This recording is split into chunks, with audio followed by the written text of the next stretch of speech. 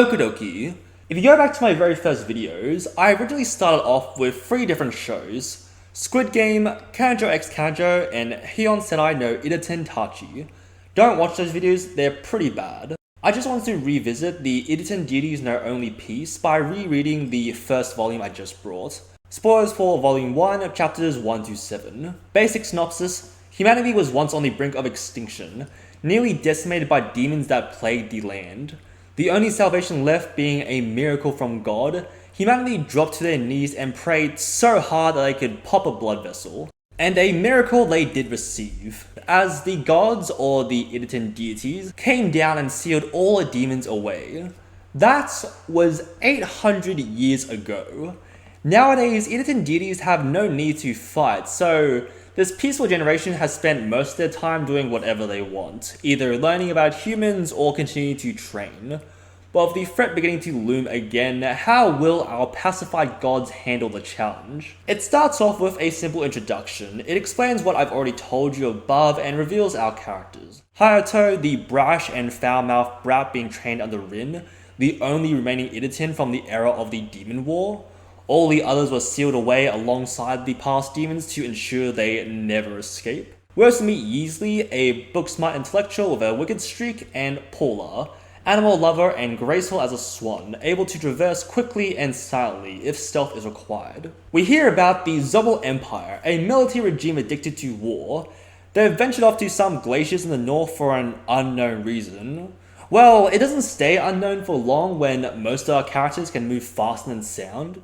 We find out that a scientist called Dr. Obami has been throwing out a remnant from the past, a demon by the name of Gyudon that has enough power to level the planet. Oops, he's already free. Humanity is doomed. Our 3 Idatens face off against the Destroyer of Worlds. It's honestly looking a little bleak. Haruto has been blasted away, Yeasley has had his heart gouged out, and Polar is about to be flattened into a holy pancake. And that's the end.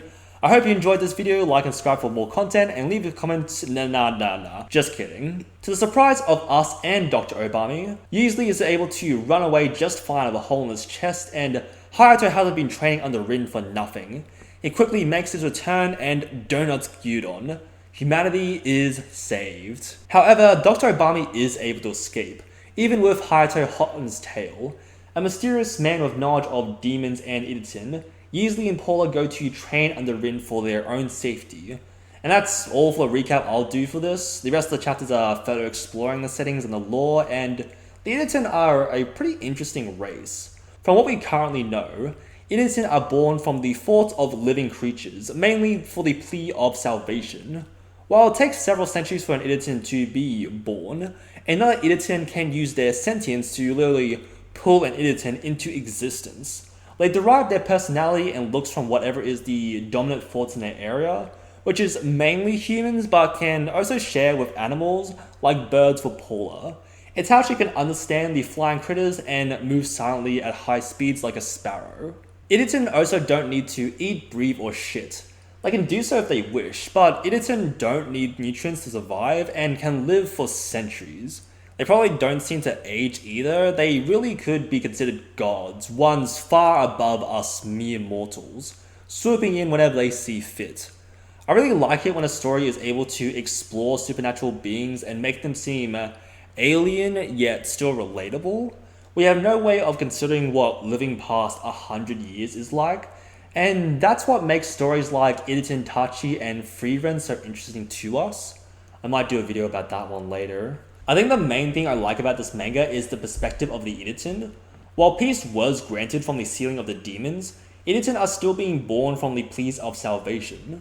That's because being at peace for so long has allowed humanity to fight amongst themselves. The aforementioned Zobel Empire pillaging and non-consensually attacking nuns wherever they want. It's cynical and bleak, just how I like my stories. It's brilliantly weaved into the concept of Idaten that the lighthearted art style would almost have you fooled if it didn't remind us how dark it actually is. Also, for anyone that has seen the anime or read ahead, I'm excited to see more of the poor nun I mentioned before. I also love the explanation why they don't save humans from themselves like they do with the demons. Short answer, it's beneath them. The Idaten saved humanity 800 years ago from the brink of extinction, and that's the reason why. Extinction. Idaten need the thoughts of humans to exist. If humans were wiped out, Idaten would soon follow. Wars caused by humans will always offset the casualties with the population growth of the winning side. There's no reason for the gods to step in on our squabbling when it just doesn't benefit them one bit. I love how cold and logical some of the themes this manga has, even in the first volume. They call themselves out on their own selfishness, but it's all just a matter of perspective. In the eyes of the Idaten, we're just ants that help keep them alive by just simply existing.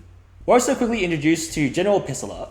Remember her? I used her for the thumbnail when I originally covered the anime. A sadistic war general with strength that oddly rivals that of a demon, she gets called in by our dear friends Dr. Obami for a meeting.